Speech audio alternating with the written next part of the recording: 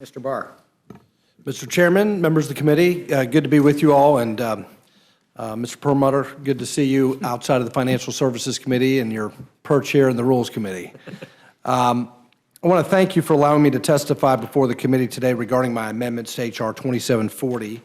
This piece of legislation covers vitally important issues such as health care, funding for our armed forces, and levels of foreign aid funding, among others. And it's incumbent on members of this committee to allow for good bipartisan amendments to the appropriations process.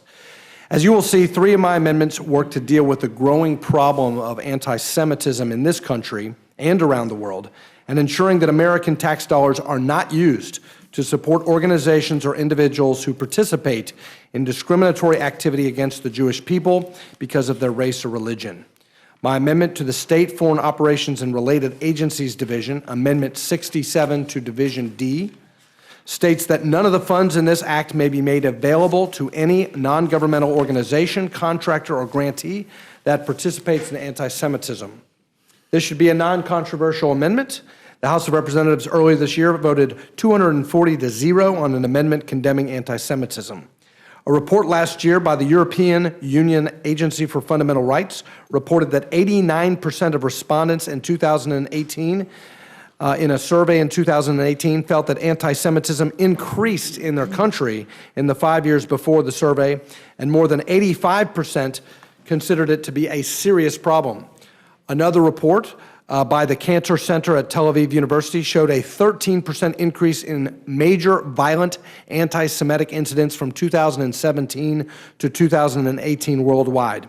With this bill containing over $2 billion of increases in funding for the State Department and other international programs, I urge my colleagues to support this amendment and ensure that our tax dollars are not inadvertently directed to any anti-Semitic groups or organizations.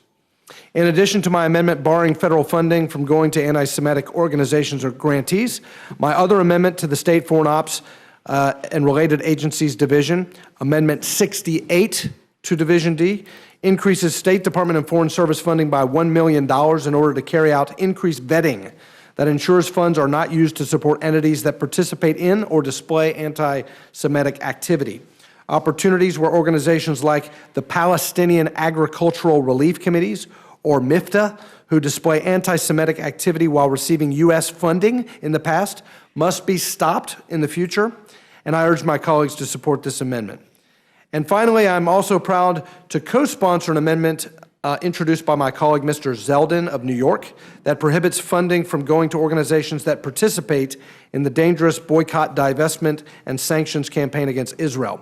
I was recently in Israel and reminded of how critical our alliance is with that country, our most important ally in the region. In fact, last month, over 400 members of Congress from the House and the Senate, Democrat and Republican, signed a letter to President Trump regarding the United States Syria policy, stating that, quote, the U.S. should continue to oppose international efforts to isolate and weaken Israel, unquote.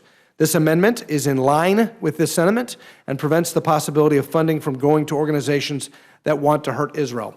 And finally, in conclusion, let me just make this additional personal observation from my trip to Israel in February. Fighting BDS against the state of Israel is not just important for the people of Israel and the Jewish people.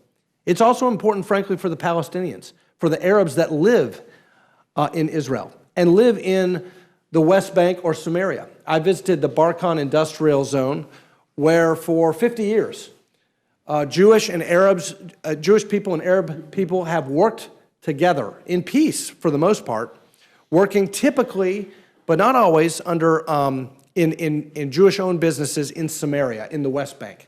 Sometimes they're Arab-owned businesses, but they work together for a common purpose. And when we allow BDS to go undeterred, what that does is put these Jewish-owned businesses out of business, and guess who suffers? It's not just Jews, it's also Arabs, it's also Palestinians who see their livelihood taken away from them because of BDS. So we need to encourage the integration of Arabs and Jews in places like Samaria, living in peace, working together in harmony in for-profit enterprises, and end this anti-Semitic BDS movement. And with that, I thank you for your time, and I look forward to any questions you may have. Yield back.